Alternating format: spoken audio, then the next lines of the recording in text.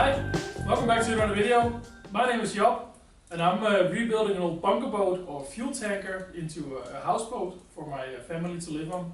I'm doing this in Copenhagen in Denmark, and the boat, she's called Omala. She's going to end up looking like a steamboat when she's done, even though she's not really a steamboat. I get some questions on some other videos where people ask if I'm like a boat builder or a welder. I'm neither of those. Like, I can weld, I'm not a welder, and I can build things on a boat, but I'm far from a boat builder. So I hope that kind of sets some standards of what I'm doing. This video, I think I'm going to start with a small project. I've been ill for quite a few days. I guess that's not really a big surprise with this really cold weather we've been having. But I think I'm going to start with this little ship bell that I got from a Swedish tugboat laying in Copenhagen Harbor called Ikesund. I'll see if I can find a picture of it. But they were cleaning their front peak a few years ago, and from that I got this ship's clock, which funny enough is only the casting. It's not finished. It doesn't have the ball in it, and it doesn't have the finished holes in it. But I'll see if I can get this mounted.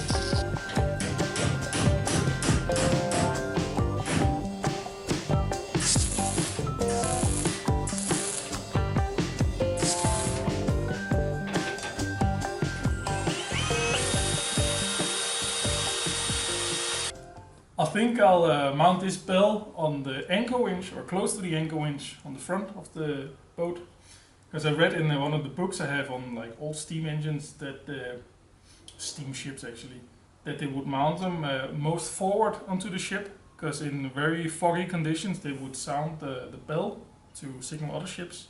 It's not really a bell I plan to use. I think it's mainly just going to look really nice. Unfortunately, I'm missing some of the parts to make the insides of it. I have another ship's bell that is not as pretty as this one in another workshop all the way in the other end of town. So eventually I'll gut some parts of that so the boiler will go inside and the mounting hardware for that. But I thought that it could be fun maybe to show some of the other stuff I plan to use for signaling on the boat. Of course, because she's going to look like a steamboat. She needs a steam whistle. I bought this one last year actually at an antique shop here in Virum, which is just north of Copenhagen. And this was like wall mounted on a wooden piece, which I thought was very silly because I really wanted it to be used. So I restored it. It was really corroded to shut. The main, I call it, the main piston in the bottom here, you can see it moving, that was completely stuck. So it took a lot of effort. And then I tested it on a really big air compressor.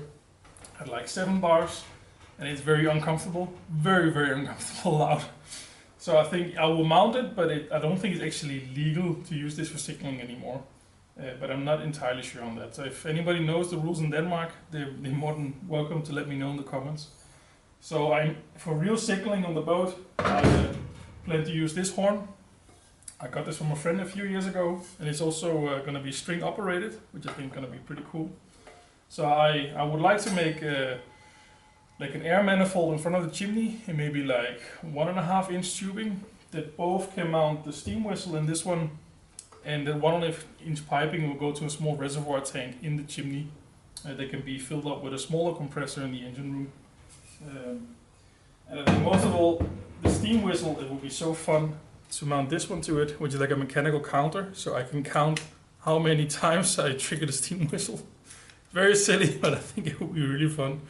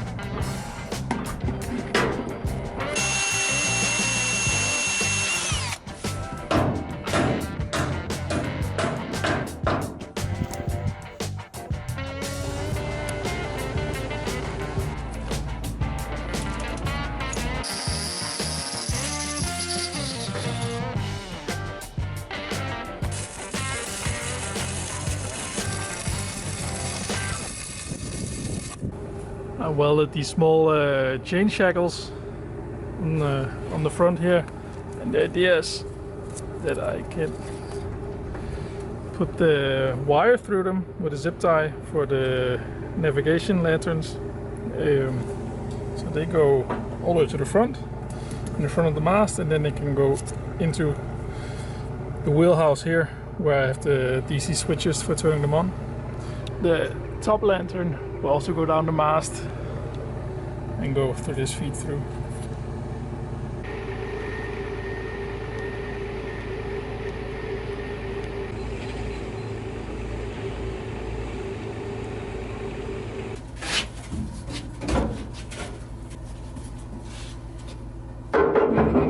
So I'm still waiting for some material to make more vents. I plan to have 2 more on the front deck and 2 more on the rear, on the aft.